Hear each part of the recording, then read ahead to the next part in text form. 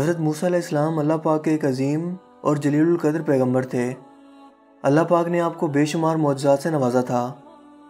ان میں سے ایک اہم معجزہ آپ کی مقدس لاٹھی تھی، جسے عصا موسیٰ بھی کہا جاتا ہے۔ اس عصا مبارک کے معجزات کا ذکر قرآن کریم میں مختلف عنوانوں کے ساتھ بار بار بیان کیا گیا ہے۔ آج کی ویڈیو میں ہم اس مقدس لاٹھی یا حضرت موسیٰ علیہ السلام کے عصا مبارک کی تاریخ اور اس سے جڑے معجزات کا ذکر کریں گے، جس سے یقیناً آپ آج سے پہلے ناواقف ہوں گے۔ دوستو، اس مقدس عصا مبارک کی تاریخ بہت پرانی ہے، جس سے سینکڑوں تاریخی اور عبرتناک واقعات جڑے ہیں جو اہل نظر کو ہدایت اور رہنمائی کا نور عطا کرتے ہیں۔ یہ عصا مبارک حضرت موسیٰ علیہ السلام کے قد کے برابر یعنی 10 ہاتھ لمبا تھا۔ اس کے سر پر 2 شاخیں تھیں جو رات میں ایک مشعل کی طرح روشن ہو جایا کرتی تھیں۔ یہ جنت کے درخت پیلو کی لکڑی سے بنایا گیا تھا، جسے حضرت آدم علیہ السلام جنت سے اپنے ساتھ دنیا میں لائے تھے۔ حضرت آدم علیہ السلام کی وفات کے بعد یہ مقدس عصا بعد میں آنے والے انبیاء کرام کو بطور وراثت ملتا رہا، یہاں تک کہ یہ حضرت شعیب علیہ السلام تک پہنچا، جو قوم مدین کے نبی تھے۔ جس وقت فرعون مصر نے حضرت موسیٰ علیہ السلام کی گرفتاری کا حکم دیا اور ان کی جان کا دشمن ہو گیا، تو آپ ہجرت فرما کر مدین تشریف لے گئے، جہاں آپ کی ملاقات حضرت شعیب علیہ السلام سے ہوئی۔ حضرت شعیب علیہ السلام نے اپنی صاحبزادی حضرت بی بی صفورہ رضی اللہ تعالیٰ عنہ سے آپ کا نکاح فرما دیا۔ آپ 10 سال تک حضرت شعیب علیہ السلام کی خدمت میں رہ کر ان کی بکریاں چراتے رہے۔ اسی دوران اللہ تعالیٰ نے حضرت شعیب علیہ السلام کو حکم دیا کہ وہ یہ عصا مبارک حضرت موسیٰ علیہ السلام کے حوالے کر دیں، لہٰذا آپ نے ایسا ہی کیا۔ حضرت موسیٰ علیہ السلام اپنی زوجہ کو ساتھ لے کر دوبارہ مدین سے مصر اپنے وطن کے لیے روانہ ہوئے۔ سفر کرتے کرتے آپ مقدس وادی طویٰ میں پہنچے، جہاں اللہ پاک کے نور کی تجلی ظاہر ہوئی اور آپ کو نبوت کا منصب سونپا گیا، جس کا ذکر قرآن کریم میں کچھ اس طرح سے موجود ہے: اے موسیٰ، یہ تیرے دائنے ہاتھ میں کیا ہے؟ عرض کی کہ یہ میرا عصا ہے، میں اس پر تکیہ لگاتا ہوں اور اس سے اپنی بکریوں پر پتے جھاڑتا ہوں، اور میرے اس میں اور کام ہیں۔ یہاں لفظ دوسرے کاموں کی تفسیر علامہ ابو البرکات عبداللہ بن احمد نفسی کچھ یوں بیان فرماتے ہیں: آپ اس عصا مبارک کے سہارے چلتے، اس سے بات چیت کر کے دل بہلاتے، یہ دن میں درخت بن کر آپ پر سایہ کرتا، رات میں اس کی دونوں شاخیں روشن ہو کر روشنی کا کام دیتی، آپ اس سے دشمنوں مثلاً درندوں، سانپوں اور بچھوؤں کو بھگاتے، کنویں سے پانی بھرتے وقت یہ رسی بن جاتا اور دونوں شاخیں ڈول بن جاتیں، ضرورت کے وقت یہ عصا درخت بن کر حسب خواہش پھل دیتا اور زمین پر گاڑ دینے سے پانی نکل آتا۔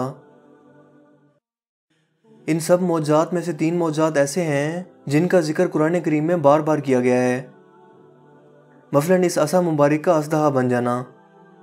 جب حضرت موسیٰ علیہ السلام فرعون مصر کے دربار میں اس کی ہدایت کی غرض سے تشریف لے گئے تو اس نے آپ کو جادوگر کہہ کر جھٹلایا اور ایک بہت بڑا میلہ لگوایا اور اپنی سلطنت کے جادوگروں کو جمع کر کے حضرت موسیٰ علیہ السلام کو شکست دینے کے لیے مقابلے پر لگا دیا۔ اس میلے میں لاکھوں انسانوں کا مجمع تھا۔ ایک طرف جادوگروں کا ہجوم اپنی جادوگری کا سامان لے کر جمع ہو گیا اور ان جادوگروں کی فوج کے مقابلے میں حضرت موسیٰ علیہ السلام تنہا ڈٹ گئے۔ جادوگروں نے فرعون کی عزت کی قسم کھا کر اپنے جادو کی لاٹھیوں اور رسیوں کو پھینکا تو وہ لاٹھیاں اور رسیاں سانپ بن کر پورے میدان میں ادھر ادھر دوڑنے لگیں اور پورا مجمع خوف و ہراس میں بدحواس ہو کر ادھر ادھر بھاگنے لگا، اور فرعون اور اس کے تمام جادوگر اس کرتب کو دیکھ کر اپنی فتح کے گھمنڈ اور غرور کے نشہ میں بدمست ہو گئے اور تالیاں بجا کر اپنی خوشی کا اظہار کرنے لگے۔ اسی دوران حضرت موسیٰ علیہ السلام نے اللہ پاک کے حکم کے مطابق اس مقدس عصا مبارک کو ان سانپوں کے ہجوم میں ڈال دیا، تو یہ لاٹھی ایک بہت بڑا اور نہایت غضبناک اژدہا بن کر جادوگروں کے تمام سانپوں کو نگل گیا۔ یہ معجزہ دیکھ کر تمام جادوگر اپنی شکست کا اعتراف کرتے ہوئے سجدہ میں گر پڑے اور بلند آواز میں یہ اعلان کرنا شروع کر دیا کہ ہم سب حضرت ہارون اور حضرت موسیٰ علیہ السلام کے رب پر ایمان لاتے ہیں۔ اس کے علاوہ اس مقدس عصا کا ایک اور معجزہ عصا مبارک کے ذریعے چشمے جاری ہونے کا تھا۔ دوستو، بنی اسرائیل کا اصل وطن ملک شام تھا، لیکن حضرت یوسف علیہ السلام کے دور حکومت میں یہ لوگ مصر میں آ کر آباد ہو گئے اور ملک شام پر قوم مالکہ کا تسلط اور قبضہ ہو گیا، جو بدترین قسم کے کفار تھے۔ جب فرعون مصر دریائے نیل میں غرق ہو گیا اور حضرت موسیٰ علیہ السلام کو فرعون کے خطرات سے اطمینان ہو گیا تو اللہ تعالیٰ نے انہیں حکم دیا کہ قوم مالکہ سے جہاد کر کے ملک شام کو ان کے قبضے سے آزاد کرواؤ۔ चुनांचे आप 6 लाख बनी इसराइल की फौज लेकर जिहाद के लिए रवाना हुए। मगर मुल्क शाम की हदूद में पहुंचकर बनी इसराइल पर कौम अमालिका का ऐसा खौफ सवार हो गया कि बनी इसराइल हिम्मत हार गए और जिहाद से मुंह फेर लिया। इस नाफरमानी पर अल्लाह ताला ने बनी इसराइल को यह सजा दी कि ये लोग 40 बरस तक खुले मैदान में भटकते और घूमते रहे और इस मैदान से बाहर ना निकल सके। हज़रत मूसा अलैहिस्सलाम भी इन लोगों के साथ मैदान तय में तशरीफ़ फरमा थे। जब बनी इसराइल इस खुले मैदान में भूख और प्यास की शिद्दत से बेकरार हुए तो अल्लाह ताला ने हज़रत मूसा अलैहिस्सलाम की दुआ से इन लोगों के खाने के लिए मनो सलवा आसमान से उतारा। मन शहद की तरह का एक किस्म का हलवा था और सलवा भुनी हुई बटेरें थीं। खाने के बाद जब ये लोग प्यास से बेताब होने लगे और पानी मांगने लगे तो हज़रत मूसा अलैहिस्सलाम ने पत्थर पर अपना असा मुबारक मारा। इस पत्थर में 12 चश्मे फूटकर बहने लगे और बनी इसराइल के 12 ख़ानदान अपने अपने चश्मे से पानी लेकर खुद भी पीने लगे और अपने जानवरों को भी पिलाने लगे। ये सिलसिला पूरे 40 साल तक जारी रहा। यह हज़रत मूसा अलैहिस्सलाम का मौजज़ा था जो इस मुबारक असा और पत्थर के ज़रिए वजूद में आया।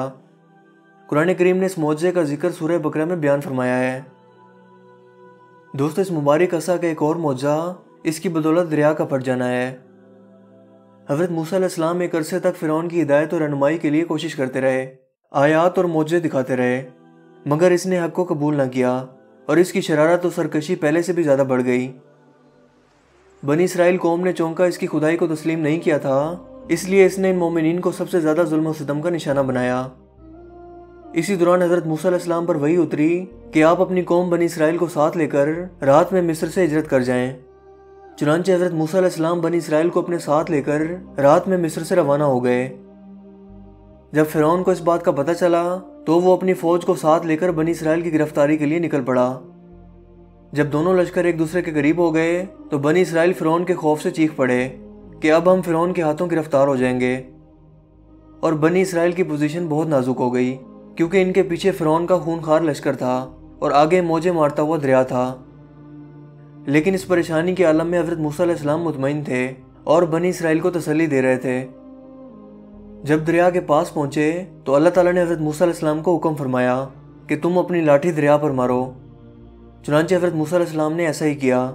जब आपने दरिया पर लाठी मारी तो फ़ौरन ही दरिया में 12 सड़कें बन गईं और बनी इसराइल इन सड़कों पर चलकर सलामती के साथ दरिया के पार निकल गए।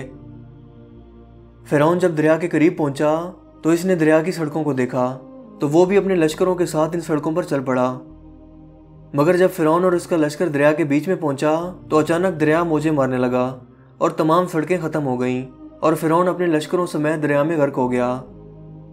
इस वाक़े का जिक्र कुरान करीम में सूरह अश-शूरा में मौजूद है। दोस्तों, ये हैं हज़रत मूसा अलैहिस्सलाम की मुक़द्दस लाठी के ज़रिए ज़ाहिर होने वाले वो तीनों अज़ीम शान मौजज़ात जिनको कुरान करीम ने मुख्तलिफ अल्फाज और मुतादिद उन्वानों के साथ बार बार बयान किया है ताकि इसे लोगों के लिए इबरत और हिदायत का सामान बना दे।